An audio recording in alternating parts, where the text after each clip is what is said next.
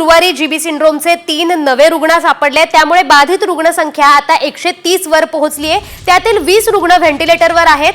GBS मुळे आतापर्यंत तिघांचा मृत्यू झाल्याचं आरोग्य विभागाकडून सांगण्यात आलंय। दरम्यान आतापर्यंत पुणे पिंपरी चिंचवड महापालिका क्षेत्रातील घरांचं सर्वेक्षण करण्यात आलंय आणि तसंच बाधित गावातील जलवाहिन्या ड्रेनेज लाईनची दुरुस्ती युद्ध पातळीवर करण्यात येते आहे।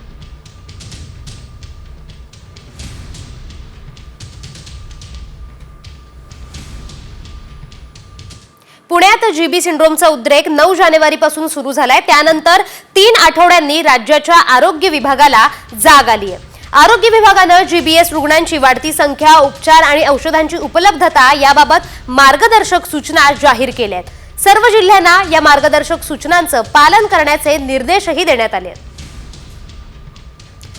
तर नेमक्या सूचना काय आरोग्य विभागाकडून देण्यात आल्या आहेत पाहूयात। क्षेत्रीय पातळीवर रॅपिड ॲक्शन फोर्सची स्थापना करावी, प्रशासनातील विविध विभागांशी समन्वय साधून उपाययोजना कराव्यात, नागरिकांपर्यंत योग्य माहिती पोहोचवण्यासाठी जनजागृतीवर भर द्यावा, पुरेसे बेड्स आणि औषधांची उपलब्धतेबाबत खात्री करावी,